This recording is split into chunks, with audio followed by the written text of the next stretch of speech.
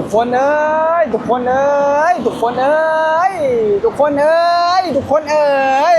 เกิดมานี่บ่พรบ่เคยเห็นมึงเลยกว่าป้าตกสแตนเลสอย่างดีมึงเนี่ยมันเข้าหาเหตุให้ที่นั่งให้ผู้โดยสารเนาะทุกคนมึงไงนี่เนาะนี่มาเบิ่งเอาเด้อนี่ประเทศไทยนี่เขาเจ้าเจริญเนาะใช้มึงเนี่ยทางขึ้นนี่สะพานลอยนี่ทุกคนนี่ป้าตัวบุ้งอย่างดีนี่ทุกคนนี่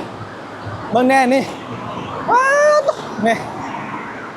รถเมล์นั่นนี่เนาะนอนก็ได้มึงเนี่ยทุกคนเขาเฮ็ดให้นะโอ้ประเทศไทยเนาะมึงนี่หาเฮ็ดให้งามคักอะไรมึงนี่สุดยอดอะไรพ่อแม่พี่น้องเลยคักแล้วนี่งามมาลีมึงเนี่ยนี่ว้า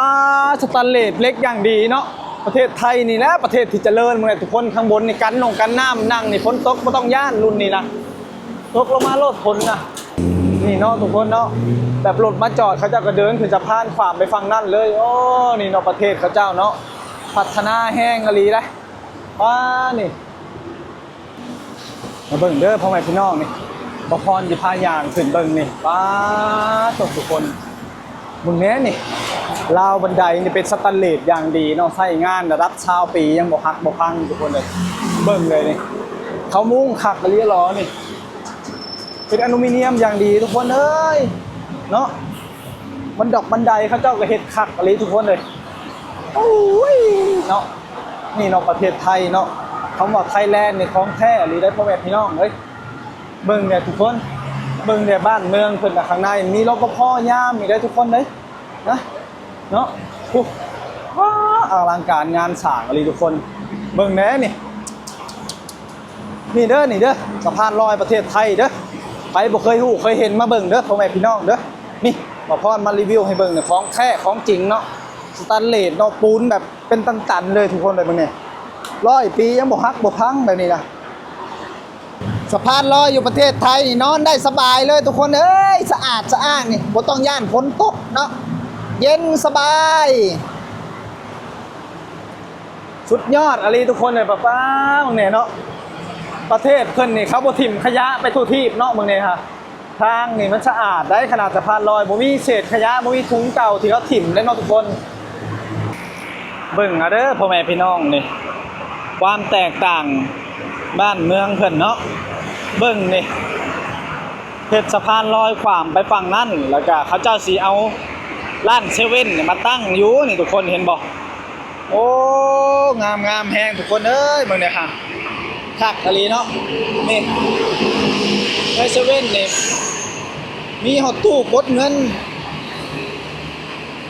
โอ้แล้วก็มีที่รองจอดรถไถทุกคนเอ้ยโอ้เซเว่นถ้ามันมาตั้งอยู่ในสะพานลอยเนาะ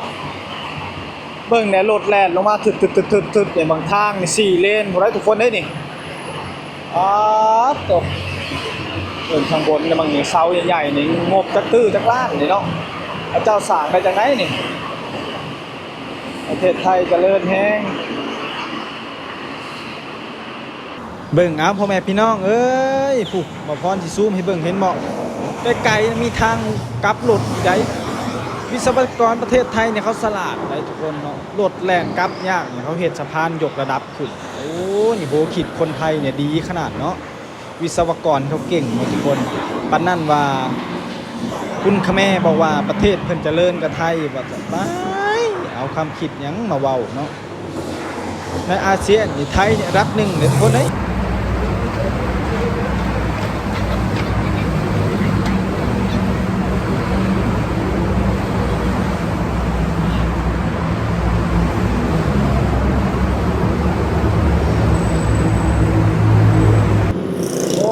มาเบิ่งเอาเด้อพวกนี้อยู่ไทยนี่เนาะ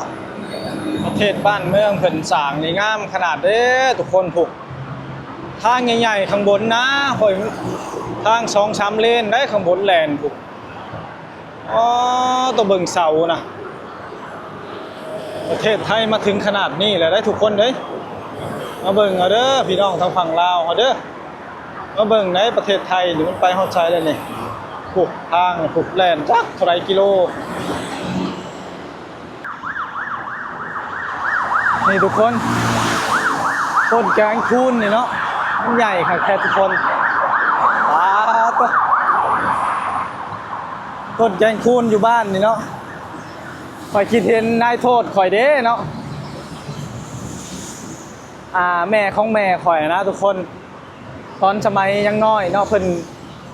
หาทะเลแกนนี่ป้อสำนี่นี่ตัดไปขายได้หลายท่อนเลยทุกคนเนาะตัดไปขายให้ผู้เฒ่าแค่วหมากเนาะแกงคูนนี่เนาะอยู่บ้านเขาหมักทะเลผู้เฒ่าแกนมันนี่เขาจะมาแค่วหมากคือยังนี่ทุกคนเอ้ยต้นใหญ่ขนาดละบ่มึงในดอกมันนะช้างนี่ดอกมันจะมันงามกว่าเรานี่โหเห็นบ่ดอกมันนี่มันงามกว่าเรานี่ดอกที่มันดกงามกว่าเรานี่ถนนหนทางก็งามเนาะทุกคนประเทศไทยเนาะมึงเนี่ยประเทศไทยเขาปลูกหลายขนาดเนาะต้นคูนนี่เนาะแต่มันจะเป็นห่มงามได้อยู่นี่มันเป็นห่มเย็นๆงามค่ะขนาดเบิ่งถนนเนาะทุกคนเนาะถนนเขาเจ้าปูอย่างนี่ปูนค่ะขนาดตัวเบิ่งทางยกระดับเนาะทุกคนทางนี่มันเขาเฮ็ดไทยแลนด์ขึ้นกับรถเนาะสลาดได้คนไทยนะแต่แบบทางมันกับรถบ่ได้เขาเจ้าจะเฮ็ดสะพานเนาะเฮ็ดสะพานขึ้นไปกับรถเนาะทุกคนประเทศเพิ่นพัฒนาเนาะวิศวกรเพิ่นเก่งบ้านเมืองเพิ่นเลยเจริญเนาะทุกคนโอ้แกงคูนหลายขนาดทุกคนเอ้ยอยู่บ้านเนี่ยเอาไปขายให้ผู้เฒ่าได้ราคาได้นี่ อยู่บ้านเขาขายนี่ตัดเป็นท่อนอยู่ท่อนหนึ่งประมาณได้ยุบ100,000-200,000กีบพี่น้องเลยต้นคูนนี่อาชิตัดเอาตะแกนมันไปขายเนาะไปให้ผู้เฒ่าแค่วหมากอยู่บ้านผู้เฒ่าเป็นหมักใช่ไหมต้นแกงคูนนี่เอาแกนแดงๆเป็นแห้งเคี้ยวแล้วเนาะฟันบ่มีของเคี้ยวเก่งขนาดโอ้เนาะทุกคนเบิ่งสะพานเนาะสะพานกับรถอยู่ประเทศไทยประเทศคักขนาดนี่ทุกคนมาพรอย่าพามาเบิ่งนี่เบิ่งเนี่ยนี่ทุกคนแถวนี่เนาะอยู่ใต้สะพานใต้ไอ้ทางรถแล่นข้างบนนี่ไหมทางรถแล่นข้างบนนี่ทุกคนข้างล่างนี่บ่มีฮอดขยะโสกปรกที่แบบว่าเป็นถุงที่เฮากินแล้วถิ่มทั่วทีบนะทุกคนใบไม้แต่ยังมีคนมากวาดทุกคนโอ้ประเทศไทยมันแน่นี่ต้นไม้นี่ก็เขาตกแต่งอย่างดีเลยทุกคนเลยนี่จะเห็นมั้ยมีคนมากวาดขยะใส่ถุงไว้เฉพาะเขาว่ามันคือสะอาดแท้เนาะบ้านเพิ่นนี่ทุกซอกทุกมุมนี่ต้องมีคนทำความสะอาดเนาะโอ้นี่มีคนหดต้นไม้มันเปียกๆนี่มีรถมาหดต้นไม้บ่เนาะพ่อแม่พี่น้องเนาะบางนี้ต้นคูนงามมะลิมันออกดอกเนาะ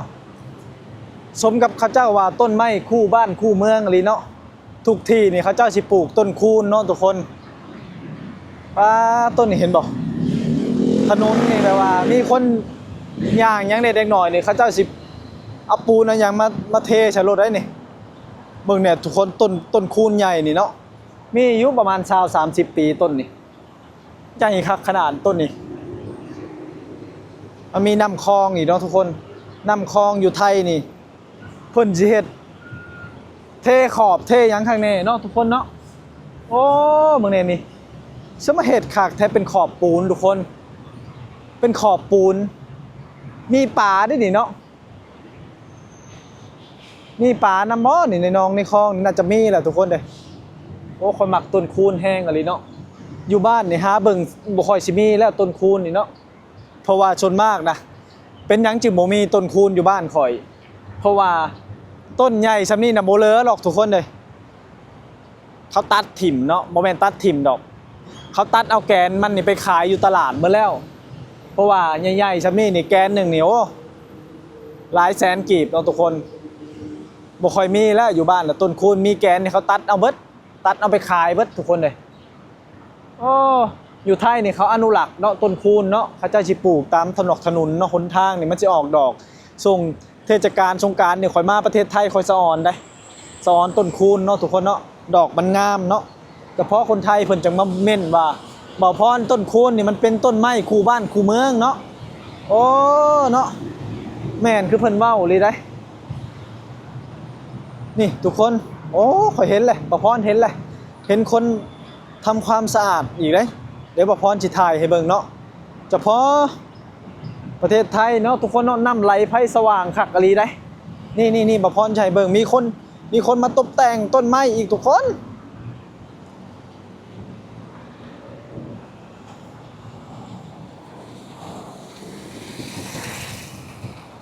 เป็นบอลนี่พลังงานเนาะมีคนกวาดทุกจุดทุกหม่องอะไรได้โอ้เฉพาะประเทศไทยเป็นจึงสะอาดเนาะทุกคนเมืองนี้นี่มีคนทำความสะอาดมีคนตัดแต่งต้นไม้นำนี่โอ้เฉพาะว่าบ่พรว่าเห็นต้นไม้มันคือเปียกๆเนาะมีคนหดน้ำเนาะทุกคนโอ้งามมาลีเนาะพ่อแม่พี่น้องเอ้ยอยู่บ้านเมืองเพิ่นสะอาดอะลีเพิ่งเนี่ยนี่แถวนี้เนี่ยมานั่งเล่นก็ได้ทุกคนเลยอากาศเย็นๆสบายนี่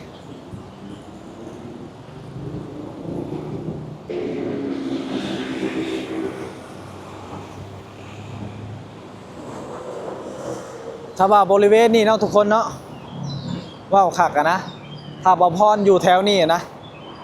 บ่พรสิเอาศาสตร์มาปูนอนเย็นๆคักแท้นี่แถวนี้นี่เวลาวันหยุด